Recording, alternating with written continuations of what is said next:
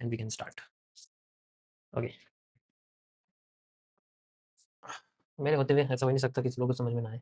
तो कल मैंने आप लोगों को एक बेसिक अंडरस्टैंडिंग बताई थी कि क्या-क्या मेन चीज़ें हैं, ठीक है? तो आप चार्ट पे फ़ोकस करना, मेरे वेबकैम पे कम तो ज़्यादा अच्छा रहेगा।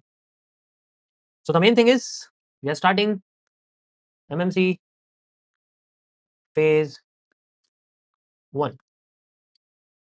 ओके, तो जो नहीं है उनको मैं ऑलरेडी बता दूँ। MMC means mirror market concept. ये मेरा अपना बनाया हुआ है। छोड़ो यार, तुम कॉन्सेप्ट पे ध्यान दो, ये सब छोड़ो। अब तो बहुत लोग ही पढ़ा रहे हैं, पढ़ा क्या रहे हैं, बस लिख रहे हैं।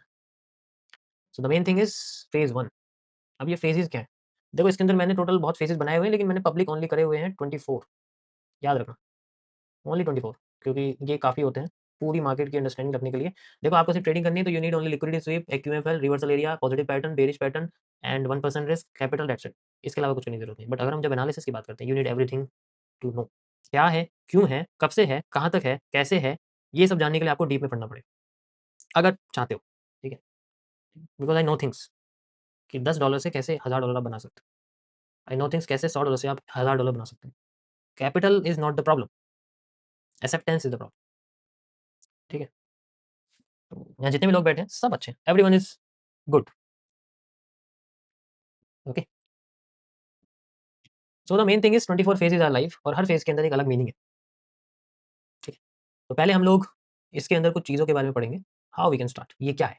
देखो ये कॉन्सेप्ट मैंने बनाया था, ये कॉन्सेप्ट होता है जिसके अंदर मल्टीपल चीज़ें होती हैं, एनालिसिस होती है, ट्रेडिंग होती है, मैनेजमेंट होता है, ग्रोथ होती है, डेवलपमेंट होती है, रिसर्च होती है, हर एक चीज़ होती है, ठीक है? तो कॉन्सेप्ट के अंदर सबसे ज़्यादा ये आता है। जब हम स्ट्रैटेजी की बात करते हैं, स्ट्रैटेजी होती है जो हम किसी पर्टिकुलर चीज़ में यूज़ करते हैं, कोई एक चीज़ स्ट्रैटेजी होती है, बहुत सारी चीज़ें कॉन्सेप्ट होते हैं। जैसे मैं बोलूँ ट्रेंड लाइन है, मैं सिर्फ ट्रेंड लाइन यूज़ करता हूँ, तो trend line is my strategy. But मैंने बोला कि मैं ट्रेंड लाइन यूज़ करता हूँ कभी-कभी, मैं स्ट्रेट लाइन यूज़ करता हूँ कभी-कभी, मैं फिबोनाची यूज़ करता हूँ कभी-कभी, तो अगर मैं एक से ज़्यादा स्ट्रैटेजीज़ की बात करता हूँ, तो उन्हें हम लोग कॉन्सेप्ट बोलते हैं।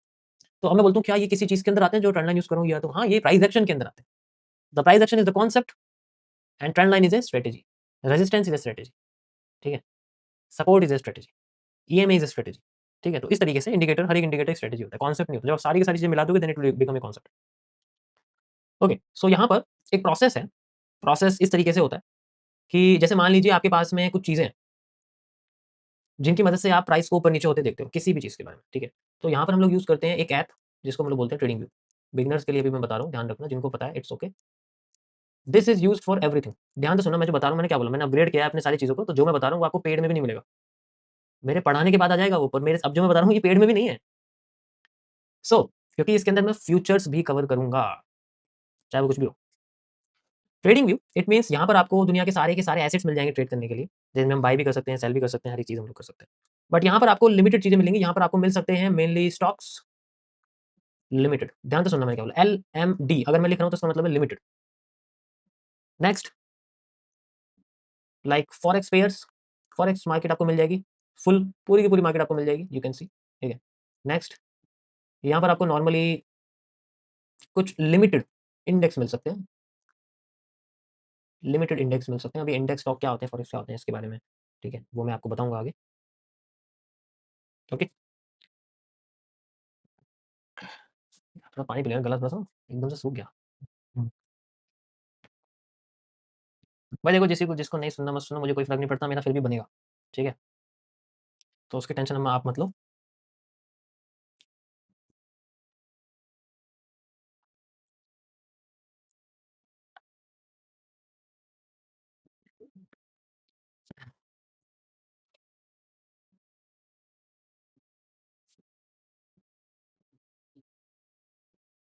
परफेक्ट। सो ये सारी चीज़ें इसमें मेनली मिल जाती हैं। नेक्स्ट आता है, ये यूज़ होता है जनरली इन सब फॉरेक्स मतलब वो चीज़ें जिनके अंदर आपके 2 कंट्री के पेयर्स होते हैं, कंट्री, ठीक है? एंड कंट्री, ध्यान रखना, कंट्री एंड कंट्री। स्टॉक्स मतलब ये होता है आपका जनरली किसी भी कंपनी, कंट्री, ये चीज़ ध्यान रखना मैं बता रहा हूँ। इंडेक्स भी आपका होता है group of companies, group of companies, country. अब ये कंट्री का मतलब क्या है? लास्ट में जो कंट्री है this is the last way, ठीक है? तो कंट्री मतलब एक कंट्री, जैसे कोई भी एक कंट्री आप बोलो, सभी लोग, कोई भी एक कंट्री आप बोलो अपनी मर्ज़ी से। बताओ, कोई भी एक कंट्री बोलो, जो बड़ी है, जो पावरफुल है, उस कोई भी एक कंट्री का नाम बोलो। कोई भी एक कंट्री का नाम बोलो। कोई भी एक कंट्री जिसका पैसा आप कन्वर्ट कराना चाहते हो, ठीक है? जिसका पैसा आप कन्वर्ट कराना चाहते हो। जैसे अभी बहुत लोगों ने यहाँ पर बोला इंडिया, तो यहाँ मैं लिखता हूँ, मान लीजिए इंडिया। इंडिया की करेंसी क्या है? आईएनआर। तो आईएनआर, हर करेंसी को 3 डिजिट में लिखा जाता है। इसको बोलते हैं हम लोग कोड्स, ठीक है? आईएनआर, ये होगी फर्स्ट कंट्री। अब ये पैसा आपको आईएनआर को कन्वर्ट करना है सेकंड में, तो एक कंट्री से सेकंड कंट्री में कन्वर्ट किया जाता है पैसा, ठीक है? तो जब ये एक कंट्री से दूसरी कंट्री में एक पैसा जाता है, इसको बोलते हैं रेमिट करना, रेमिटेंस, ठीक है? और जब ये बाहर जाता है तो उसको बोलते हैं फॉरेन रेमिटेंस, ठीक है? आउटवर्ड रेमिटेंस, इनवर्ड थोड़े बैंकिंग वर्ड्स को छोड़ो। तो यहाँ आप दूसरी कंट्री क्या लेना चाहोगे? किस कंट्री में आप इसको कन्वर्ट करना चाहोगे? बताओ, किस कंट्री में आप इसको कन्वर्ट करना, किस कंट्री में, किस करेंसी में कन्वर्ट करना चाहते हो? डॉलर, ठीक है? तो डॉलर को हम लोग बोलते हैं यूएसडी। तो आप चाहते हो कि मैं आईएनआर को यूएसडी में कन्वर्ट करूँ, तो आपको इसका एक प्राइस चाहिए। तो आईएनआर को यूएसडी में कन्वर्ट करने के लिए यू नीड ए प्राइस। आपको कितने पैसे कन्वर्ट करने पड़ेंगे, कन्वर्ट करने के लिए? समझ आया? कितने पैसे खर्च करने पड़ेंगे आपको आईएनआर को यूएसडी में? एक, और ये सारी चीज़ें होती हैं 1 से 1, कि अगर मुझे आईएनआर को कन्वर्ट करना है यूएसडी में, तो उसका एक रेट होता है कि मुझे 1 यूएसडी बनाने के लिए कितने आईएनआर की ज़रूरत है। जैसे 96 अभी चल रहा है, तो मुझे 96 आईएनआर चाहिए होंगे 1 यूएसडी बनाने के लिए, ठीक है? सो this is called a foreign exchange market, forex. और इसका प्राइस जब 96 से 94 होता रहता है, 92 होता रहता है, 91 होता रहता है, तो हम इसके प्राइस पे ट्रेड करते हैं। जब ये ऊपर जा रहा होता है तो हम बाई में भी कर सकते हैं, जब ये नीचे जा रहा है तो हम सेल में भी कर सकते हैं। इसके प्राइस के बढ़ते हुए में भी कर सकते हैं, इसके प्राइस के गिरते हुए में भी कर सकते हैं। दोनों साइड में हम लोग ट्रेड कर सकते हैं। और ये ट्रेड कैसे करोगे आप? You can trade this pair with the help of A broker, broker के ज़रिए। ब्रोकर मतलब एक इंटरमीडिएटर जो इन सब चीज़ों का कन्वर्जन करता है डिजिटली, ठीक है? डिजिटली होता है। और ये चीज़ें लीगल होती हैं। तो we need a legal broker, जैसे कि कोई भी एक फॉरेक्स ब्रोकर जो ये सब चीज़ें कर सके। तो ये लीगली करते हैं, everything is legal, KYC registered, वो सारी चीज़ होती है, वहाँ पर आपको मिलेगा, ठीक है? किसी भी जगह पर आपको ऐसे पेयर नहीं मिलेंगे, जैसे ये हाइली कंट्रोल्ड एसेट है। इसी तरीके से कई सारे पेयर, जैसे यूएसडी जेपीवाई जापान की करेंसी है, यूएसडी सीएचएफ, ठीक है? इस तरीके से कई सारी करेंसी ये होती हैं, ठीक है? इनमें हम लोग ट्रेड कर सकते हैं। अब इनमें नहीं कर सकते, इसमें वॉल्यूम थोड़ा कम होता है, इनमें वॉल्यूम अच्छा होता है, चार्ट अच्छे चलते हैं, तो ये चीज़ें। समझ आया? परफेक्ट, बहुत सिंपल है। ये एक बेसिक चीज़ है जो सबको पता होनी चाहिए, ठीक। नेक्स्ट चीज़, अब जैसे यही सेम इंडेक्स है, यही सेम स्टॉक्स हैं। स्टॉक्स में आप देखोगे कंपनी और कंट्री। कंपनी मतलब कोई भी कंपनी, जैसे मैं आपसे बोलूँ कोई भी, आप टाटा ले लो, टाटा आईएनआर। अब टाटा आईएनआर नहीं लिखते, बट टाटा लिखते हैं। टाटा का स्टॉक है, उसका प्राइस क्या चल रहा है? आईएनआर में चल रहा है, रुपए में चल रहा है। वो उस देश की करेंसी पे, करेंसी की वैल्यू के हिसाब से लिस्टेड होता है। ऐसे नहीं आप टाटा का प्राइस डॉलर में देख लोगे, नहीं, आईएनआर में देखोगे। इसलिए टाटा आईएनआर नहीं लिखते हैं कभी भी, नॉर्मल टाटा लिखते हैं, क्योंकि स्टॉक्स की कैटेगरी में डाला हुआ है, ठीक है? समझ आ गया? सेम चीज़ इंडेक्स में होता है। इंडेक्स में भी क्या होता है? इंडेक्स में ग्रुप ऑफ कंपनीज़ होती है, एक कंपनी नहीं होती, कंपनीज़ होती हैं, इनके नंबर होते हैं, जैसे top 20 companies, top 50 companies, top 70 companies, top 500 companies, top 1000 companies, इस तरीके से इनकी कैटेगरीज़ होती है, ठीक है? तब जाके इनका ग्रुप बनता है। जैसे एग्ज़ाम्पल के लिए निफ्टी आईएनआर, बट आईएनआर नहीं लिखते, निफ्टी लिखते हैं। निफ्टी है, बैंक निफ्टी है, मिड कैप निफ्टी है, सेंसेक्स है, ठीक है? और आपका एसएनपी 500 है, नैस्डैक है, एनक्यू है, एनएएस है, डाउ जोन्स है, डीजीआई, सारी चीज़ें। तो इन सब चीज़ों को हम लोग इंडेक्स कहते हैं, ठीक है? समझ आ गया सबको? यहाँ तक सभी लोग मुझे बताओ पहले, ओवरव्यू सबको अगर समझ में आ गया हो तो? सभी लोग एक बार कमेंट करके मुझे बताओ, ठीक है? Perfect. So this is the main thing.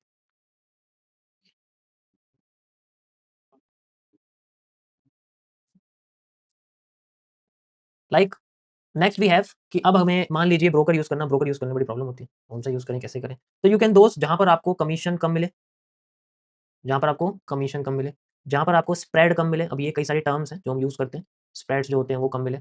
जहाँ पर हमें डिपॉज़िट कम करना पड़े, ये नहीं है कि हमें सीधे $100 से डिपॉज़िट करना है। जहाँ हमें इंस्टेंट विथड्रॉल मिल जाए, ये भी बहुत ज़रूरी है। ओके, तो ये कई सारी कैरेक्टरिस्टिक्स हैं जिनके ज़रिए ब्रोकर को सेलेक्ट किया जाता है, ठीक है? पहले एक्सएनएस हुआ करता था, बड़ा अच्छा था, मतलब जब तक वो इंडिया से नहीं गया था, तो उसमें काफ़ी अच्छा ये सारे फीचर होते थे। कमीशन भी बहुत कम था, स्प्रेड तो था ही नहीं, वो ना के बाद डिपॉज़िट भी बहुत कम, $1 भी डिपॉज़िट हो जाता था, ठीक है? विथड्रॉल भी निकल जाता था, बट इट्स ओके, कुछ चीज़ें टाइम के साथ होती हैं, ओके? तो इसके बारे में आपको आगे बताऊँगा। नेक्स्ट ये हो गई चीज़ें जो नॉर्मली आपके पास हैं, जो हम यूज़ कर रहे हैं। उसके बाद आती है हमारे पास दूसरी चीज़ें, जैसे जस्ट लाइक हम लोग यूज़ करते हैं ट्रेडोवेट, ट्रेडोवेट, जस्ट लाइक दिस। ये यूज़ किया जाता है, ये इसी की तरह है, ये एक टर्मिनल है बेसिकली, जो फ्यूचर्स के लिए यूज़ किया जाता है। You can use futures for free, मतलब एक डेमो अकाउंट्स के ज़रिए आप इसको एक्सेस कर सकते हो एंड यू कैन। फ्यूचर्स क्या होते हैं? फ्यूचर्स भी चार्ट की तरह होते हैं, इन पे भी ट्रेड किया जाता है। ये होते हैं आपके इंडेक्स के प्राइसेज़ होते हैं, जैसे आपके एनक्यू होता है, इनमें मिनी और माइक्रो होता है, ठीक है? जो मैं आपको आगे बताऊँगा कि इनका क्या यूज़ होता है। ये फ्यूचर्स के प्रॉप फर्म्स भी फ्यूचर्स की होती हैं, उनमें भी ये सब चीज़ें की जाती हैं, जो सबसे सस्ती होती हैं, अफोर्डेबल होती हैं, ठीक है? और उनके अंदर बस मैं आपको एक चीज़ बताऊँ, जैसे $69 में you can get $50,000 of account, इतनी सस्ती होती है, ठीक है? एंड अगर मान लीजिए अच्छे खासे क्रिएटर के साथ तो और भी सस्ता मिल जाता है। फिर जस्ट के फीचर्स बहुत सस्ते होते हैं, बट यू नीड उनके चार्ट थोड़े अलग होते हैं, उनको समझना थोड़ा मुश्किल होता है, बट यही चीज़ अगर आपको ट्रेडिंग व्यू में चाहिए तो it is paid. Futures trading view में पेड है, आप फ्यूचर्स को एक्सेस नहीं कर सकते। करोगे तो आपको इसमें कम से कम 15 से 25 मिनट का डिले देखने को मिलेगा, यानी कि 15 से 25 मिनट का डेटा आपको नहीं मिलेगा, ठीक है? समझ आया मैंने क्या बोला? तो ये 2 चीज़ हमेशा याद रखना। If you need access, trading view में फीचर्स पेड होते हैं मेनली, जैसे एनक्यू है, नैस्डैक है, ऐसे बहुत सारी ग्लोबल मार्केट्स के पेड है, तो you have to pay extra and then you can access their chart. But अगर आप ट्रेडोवेट वगैरह ये चीज़ें डायरेक्टली नहीं यूज़ कर सकते, इनके साथ हमें एक डेमो ब्रोकर चाहिए होता है जो एक्सेस करने के लिए हेल्प करता है, ठीक है? ऐसे और भी हैं, जैसे वेल चार्ट्स है, रिदमिक है, बट ये थोड़े पेड होते हैं। उसके बारे में आपको फीचर्स की साइड बताऊँ, जैसे-जैसे हम लोग कैपिटल एफटीसी के अंदर हम लोग जाएँगे, फेयर ट्रेडिंग कॉन्सेप्ट के अंदर, वहाँ पर ये सारी चीज़ें मैं आपको एक्सप्लेन कर दूँगा, ठीक है? जैसे एक्सएम है, XM is a good broker जो इसमें यूज़ कर सकते हैं हम लोग। Perfect. So next cheese is, तो ये सारी की सारी चीज़ें जिनसे आप वो एक्सेस करोगे जिनके ऊपर ट्रेड की जाती है, और जो मैं यहाँ आपको बता रहा हूँ ये सारी चीज़ें, दिस इज़ ओनली ए 1%।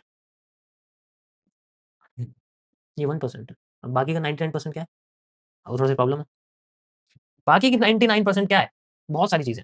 ये जो मैं आपको बताऊँ ये 1% चीज़ों के अंदर कि ये पता होना चाहिए कि मुझे ट्रेड किसमें करना है, सो आई हैव टू नो कि देखो मैं जो बता रहा हूँ ना, दोबारा से आपको कभी भी गूगल, चैटजीपीटी, यूट्यूब पे डालने की ज़रूरत नहीं पड़ेगी कि how I can trade index, how I can trade future, how how I can, सारी सॉल्यूशन आपको एक जगह मिल जाएगा। ठीक है? ये सर्च करना बंद कर दोगे आप। Next is, if you know the platform, अब हम आते हैं चार्ट्स के बारे में।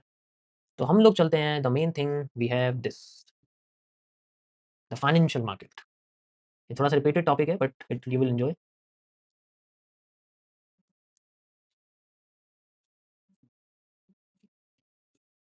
Financial market, one of the best, क्योंकि इसके अंदर you will learn everything about charts. हर चीज़ के बारे में आपको इसके अंदर पता लग जाएगा। मैंने ऑलरेडी वैसे इसकी एक वीडियो अपलोड कर रखी है, बट मैं इसको थोड़ा-सा शॉर्ट फॉर्म में और अपडेटेड फॉर्म में बताऊँगा जिससे आपको और ईज़िली पता लग जाएगा। देखो जितनी भी चीज़ें हैं ना, ये जब हम देखते हैं कि आपके पास कई सारे ऐड आते हैं, कई सारे ब्रोकर्स के ऐड आते हैं, फ़ोन में आपको कोई ट्रेड लगाता हुआ दिखता है, ठीक है? एंड बहुत सारी चीज़ें हैं जो लोग करके दिखाते हैं। ये मतलब एमटी5 वगैरह क्या होता है, ये सारी चीज़ें कैसे ट्रेड की जाती है, क्या ये सही भी है करना, क्या ये सही नहीं है, लीगल क्या है, इल्लीगल क्या है, ठीक है? कितना अमाउंट लीगल है, कितना अमाउंट लीगल नहीं है, और क्या हमें इंडिया में रह के हम कर सकते हैं, क्या हम उस कंट्री में रह के कर सकते हैं, क्या हम यूएस में रह के कर सकते हैं, या हम दुबई जाना पड़ेगा? ये बहुत सारी चीज़ें, सवालों के जवाब मैं धीरे-धीरे करके इसमें आपको देता रहूँगा, ठीक है? कि एक नॉर्मल लिविंग के लिए ठीक है, या फिर थोड़ा और बड़ा बनाना है उसके लिए अलग करना पड़ता है, क्या रोडवेज़ हैं, क्या पाथवेज़ हैं, यू विल गेट एवरीथिंग, ठीक है? तो सबसे बड़ा डर लोगों को ये लगता है कि फाइनेंशियल मार्केट में थोड़ा बहुत ग्रे एरिया है फॉरेक्स की तरफ। तो मैं आपको पहले ब्लू और ग्रे ज़ोन्स के बारे में बताता हूँ। This is a grey zone, ध्यान से देखना मैं जो बता रहा हूँ। ग्रे ज़ोन्स, ग्रे ज़ोन्स वो है जिसका सरकार के पास कोई जवाब नहीं है। मतलब सरकार कहती है कि भई ये एक नॉर्मल इनकम है, ठीक है? ये जस्ट एक नॉर्मल इनकम इनकम है, तो आपको इसको इनकम स्लैब के हिसाब से टैक्स देना पड़ेगा। Just 30% you have to give when you trade on this, when you make profit. Loss पे कोई रिकवरी नहीं है, if you have profit then you have to take give tax, 30% आपको वापस देना पड़ेगा। आपने 100 से ती 30 बनाए, you will have to give. But अभी 100 से 30 पे टैक्स लगेगा या 12 लाख पे टैक्स लगेगा, वो थोड़ा-सा चेंजेस है, ठीक है? वो हम लोग, वो आपका जो सीए है वो आपको बता देगा। If you earn money after, उसके बाद इन सब चीज़ों के बारे में सोचना, when you cross a normal tax slab amount, उससे पहले ये दिमाग से बात निकाल दो। मतलब अगर हर महीने 1 लाख रुपए बना दिए ट्रेडिंग से, तो कुछ नहीं करना। उसके बाद देखना जब ज़्यादा बन जाए, 1 से डेढ़ हो जाए ना, then you have to worry कि अब मुझे क्या करना है? Then there are lot of CA, आराम से हायर हो जाएगा, यू कैन लर्न, ठीक है? आराम से, कोई प्रॉब्लम नहीं है। तो ग्रे ज़ोन्स की अगर हम बात करें, कुछ चीज़ें होती हैं, जैसे अभी मैंने आपको इन सब चीज़ों के बारे में बताया, अब इनको कैसे समझोगे आप? पहले मुझे ये बताओ, क्योंकि मैं टॉपिक को शुरू करने से पहले टाइम वेस्ट नहीं करूँगा किसी का, क्योंकि बहुत लोग यहाँ नए हैं, बहुत ज़्यादा लोग पुराने हैं। बस यही मैं रेशियो देखना चाहता हूँ कि कितने लोग यहाँ पर ऐसे हैं जिनको इसके बारे में बहुत कम पता है, जिन्होंने एमएनसी का पेड कंटेंट नहीं लिया है, और जिन्हें इन सब चीज़ों के बारे में बहुत कम पता है, जिन्होंने कभी सुना नहीं है ये, वो लोग मुझे बताओ पहले कितने लोग हैं यहाँ पर? अगर रेशियो ज़्यादा है then I will start. Okay, perfect. तो मुझे लगता है काफ़ी लोग ज़्यादा हैं यहाँ पर। Thank you so much for super chat. आपका नाम चाइनीज़ में लिखा है, वरना मैं पढ़ लेता। वैसे मैंने सीखी थी पर मैं भूल गया। अभी थोड़ा ध्यान मेरा नहीं है। ओके, तो बहुत सारे लोग हैं आई थिंक। ओके, कोई बात नहीं, हम लोग शुरू करेंगे दोबारा से। The financial market, grey zones. Financial market आपके एक यूनिवर्स की तरह होती है, ठीक है? यानी कि इसके अंदर बहुत सारी चीज़ें, यूनिवर्स। यूनिवर्स के अंदर बहुत सारे गैलेक्सी हैं। उसमें से एक गैलेक्सी है जिसको हम लोग बोलते हैं मिल्की वे, जो हमारी है, ठीक है? We say it as a Milky Way galaxy. ठीक है, आसान भाषा में हम इसको बोलते हैं मनी मार्केट। ध्यान से सुनना, पिछली बार मैंने इनको रिवर्स किया है, जस्ट ये समझने के लिए, दोनों में ज़्यादा फर्क नहीं है। ठीक है, कभी ऊपर करते कभी नीचे करते। Money market, now the next चीज कि जब ये यूनिवर्स के अंदर फाइनेंशियल मार्केट बहुत बड़ा है, उसके अंदर हम लोग मनी मार्केट के अंदर, जहाँ पैसा घूमता है। अब इस मिल्की वे के अंदर बहुत सारे प्लैनेट्स हैं। ठीक है, इस मनी मार्केट के अंदर बहुत सारे प्लैनेट है। फाइनेंशियल मार्केट के अंदर एक और यूनिवर्स है अलग। ठीक है, तो उसके अंदर एक बहुत सारे प्लैनेट्स हैं। समझ गया ना मैं क्या कर रहा हूँ? उसमें से हम लोग एक प्लैनेट के बारे में पढ़ रहे हैं, बहुत सारे प्लैनेट है। एक प्लैनेट है जो सबसे बड़ा है, जिसको हम लोग बोलते हैं रियल एस्टेट, उसे आप जुपिटर मान सकते हैं। उससे छोटा नेपच्यून आप है, तो उसको आप कुछ और मान सकते हो, बैंकिंग सिस्टम मान सकते हो। हम जिस प्लैनेट की बात कर रहे हैं which is called as earth, तो हम लोग बात कर रहे हैं यहाँ पर ट्रेडिंग की मार्केट के बारे में। ठीक है, तो दिस इज द अर्थ, जहाँ पर होती है नॉर्मली एनालिसिस, ट्रेडिंग, ये सारी चीज़ें जो होती है। ठीक है, नॉर्मल एसेट जो होते हैं जो ब्रोकर के जरिए चलते हैं। अर्थ के अंदर वी हैव कॉन्टिनेंट्स। ठीक है, अर्थ के अंदर बहुत सारे कॉन्टिनेंट्स हैं। जैसे सबसे बड़ा कॉन्टिनेंट कौन सा है? एशिया। एशिया सबसे बड़ा कॉन्टिनेंट है, सबसे बड़ा कॉन्टिनेंट है। तो एशिया के अंदर हम लोग रखते हैं फॉरेन एक्सचेंज मार्केट को, forex. It is one of the biggest. उसके बाद हम लोग आते हैं नॉर्मली ऑस्ट्रेलिया में। मान लीजिए next continent is Australia. Australia होता है ना कॉन्टिनेंट या कंट्री है?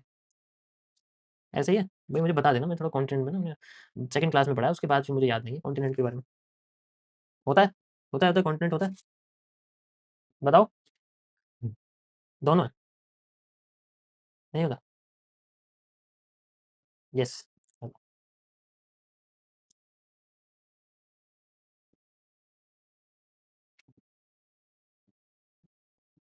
परफेक्ट। तो हम इसको डालते हैं स्टॉक मार्केट के अंदर। Stock market is Australia second largest. Next हम लोग डालते हैं यूरोप को। ठीक है, जिन्हें हम लोग बोलते हैं बॉन्ड मार्केट्स। ये उससे बड़ा होता है, मतलब उससे छोटा होता है। ध्यान से सुनो मैं क्या बोल रहा हूँ, हर एक कंट्री का उसके साइज से मैं आपको कंपैरिजन बता रहा हूँ कि कौन सी मार्केट सबसे बड़ी है, कौन सी मार्केट सबसे छोटी होती जाती है। द लास्ट इज, अभी मैं चार के बारे में बोल रहा हूँ, बाकी आप इसमें ऐड कर सकते हो। Like Africa. ठीक है, what you will put in Africa?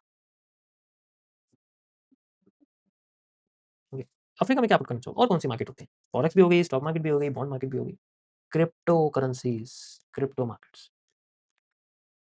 Right, we have the crypto market. अब यहाँ पर हम लोग बात करते हैं इन सभी की सभी कॉन्टिनेंट में। अब जैसे मान लो फॉरेक्स है, ये एक कॉन्टिनेंट है, एशिया है, तो फॉरेक्स के अंदर कई सारी कंट्रीज हैं, है ना? कई सारी कंट्रीज हैं, तो हम किसी दो कंट्री के बारे में बात करते हैं। जैसे मान लीजिए इंडिया है, तो हम इसे क्या बोलेंगे? यूएसडी आईएनआर, फॉरेक्स पेयर है ना। दूसरा Japan, you can say, you can say USD JPY, JPY INR, JPY, NZD JPY, जितनी भी है। न्यूजीलैंड, और चलो वो तो ऑस्ट्रेलिया के सुना जाता है, समझ आया? Just like Russia, let's say we have Russia. Gold सबसे बड़ा, एरिया में सबसे बड़ा। Okay, now we have the next stock market, यानी कि ऑस्ट्रेलिया। ऑस्ट्रेलिया के अंदर कई सारी कंट्रीज हो सकती हैं, खुद भी एक ऑस्ट्रेलिया हो सकता है। तो we can say just like Nvidia एक कंट्री है, मान लीजिए, एग्जांपल के लिए बता रहा हूँ, एनवीडिया एक कंट्री है। और मान लीजिए टाटा है, टाटा स्टील है, कुछ भी है, कुछ भी। तो these are the countries. Apple है, yes you can say Apple है। तो आप इनको कंट्री मानो इस पर्टिकुलर जगह की। उसके बाद आपके बॉन्ड मार्केट, ये गवर्नमेंट भी होती है, प्राइवेट भी होती है। जनरल इसके बारे में ज़्यादा डिस्कशन नहीं, क्योंकि इसके बारे में आपको कुछ भी जानने की जरूरत नहीं है, ये इतना ज़्यादा पॉपुलर नहीं है, बड़े लोगों का गेम है। Africa, crypto market. अफ्रीका के अंदर कैसे कैसे कंट्रीज है? जैसे मान लीजिए Morocco, we can say Morocco what, like Solana, Sol USDT, Solana एक कंट्री। नेक्स्ट वी कैन से एक जगह को हम देख लेते हैं, जस्ट लाइक एक जगह, like Cape Town, we can say it as a Ethereum USDT, Ethereum, Ethereum आप बोल सकते हो। अब ये जितनी भी कंट्रीज हैं, चाहे वो आपकी रशिया हो, रशिया में क्या बोलोगे आप? रशियन ही बोलोगे। सेम चीज़ इंडिया में आप हिंदी बोलोगे या बहुत सारी लैंग्वेज है, इंडिया में तो सारी लैंग्वेज बोलते हैं। जापान में आप जापानीज़ बोलोगे, ऑस्ट्रेलिया में आप ऑस्ट्रेलियन इंग्लिश बोलोगे और भी कई सारी लैंग्वेज बोलोगे। यूरोप में आप यूरोपियन बोलोगे, जर्मन, फ्रेंच इसमें तो बहुत सारी है, पॉलिश बहुत सारी लैंग्वेजेज़ हैं, ठीक है। अब आप अफ्रीका में जाओगे वहाँ मोरक्को में थोड़ी बहुत मोरक्कन बोलोगे, केप टाउन में थोड़ी बहुत अफ्रीकन इंग्लिश बोलोगे, ठीक है, कुछ युगांडियन बोलोगे, एवरीथिंग। बट हर जगह पर आप एक लैंग्वेज यूज़ कर सकते हो which is known as the universal language, ठीक है। और वो जो यूनिवर्सल लैंग्वेज है वो कौन-सी है? जो सभी की सभी कंट्रीज़ में यूज़ होती है। मैं रशिया जाऊँ, इंडिया जाऊँ, जापान जाऊँ, ऑस्ट्रेलिया जाऊँ, यूरोप जाऊँ, अफ्रीका जाऊँ, मोरक्को जाऊँ, केप टाउन जाऊँ, कहाँ? कौन-सी एक लैंग्वेज है जो इन सारी की सारी कंट्रीज़ में, जो इन सारी की सारी लोकेशन पे यूज़ हो सकती है? That is English. English can be used is a way of communicating anything, anyone in these countries. हमारी मार्केट में इसको हम लोग बोलते हैं कैंडल्स, कैंडल स्टिक्स। ये उन लैंग्वेजेस में से है जो आपके ट्रेडिंग व्यू में लिस्टेड रहती है, like line chart, bar chart. क्या बार चार्ट यूज़ करते हो? क्या लाइन चार्ट यूज़ करते हो? कभी किसी ने बताया, किसी यूट्यूबर ने बोला लाइन चार्ट यूज़ करो? ठीक है। वॉल्यूम फुटप्रिंट, ये लैंग्वेजेस हैं, इन्हें पढ़ना पड़ता है क्योंकि इतना आसान नहीं है ना इन्हें पढ़ना। फुटप्रिंट्स, वॉल्यूम प्रोफाइल, ये तो अब चलो थोड़ा बहुत सोशल मीडिया पे आ रहा है तो लोग थोड़े बहुत पढ़ रहे हैं प्रोफाइल्स वगैरह को। हाइकेनाशी, रैंको, कागी, सफायर, कुछ ऐसे नाम दे दूँगा तुमने देखे भी नहीं होंगे चार्ट्स में, ट्रेडिंग में देखे भी नहीं होंगे, ऐसे-ऐसे 4 टाइप्स हैं। Column, so these are the languages, got it? लेकिन यूज़ क्या करते हैं हम लोग? कैंडलस्टिक्स, क्योंकि ये हमारी यूनिवर्सल लैंग्वेज है। हम इस यूनिवर्सल लैंग्वेज को किसी भी चार्ट पे अप्लाई कर दें। कल को गोल्ड का चार्ट खोलोगे तो देखोगे तो कैंडल ही, ये थोड़ी है लाइन चार्ट खोल के बैठ जाओगे। कल को यूएसडी देखोगे, अब भी यहाँ पर भी कैंडलस्टिक, इसमें भी यूएसडी जेपीवाई उसमें भी कैंडलस्टिक देखोगे, एनवीडिया उसमें भी कैंडलस्टिक देखोगे, एप्पल उसमें भी कैंडलस्टिक देखोगे, Tata, pond, Ethereum, Solana, bitcoin, crypto कुछ भी देखोगे तो क्रिप्टो ही, देखोगे तो कैंडल ही। तो दिस इज़ द लैंग्वेज। तो अब हमें क्या पढ़ना है? We need to learn the language. ये एक लैंग्वेज है, ठीक है? ये एल्गो नहीं है कि ₹100 का लिया किसी का और खरीद लिया और इंडिकेटर लिया ₹200 महीने का, ₹2000 महीने का, ठीक है? हो गया जी, बन गए पैसे, ठीक है? उसके बन गए जिसका लिया है, तुम्हारे नहीं बनेंगे। समझ आया?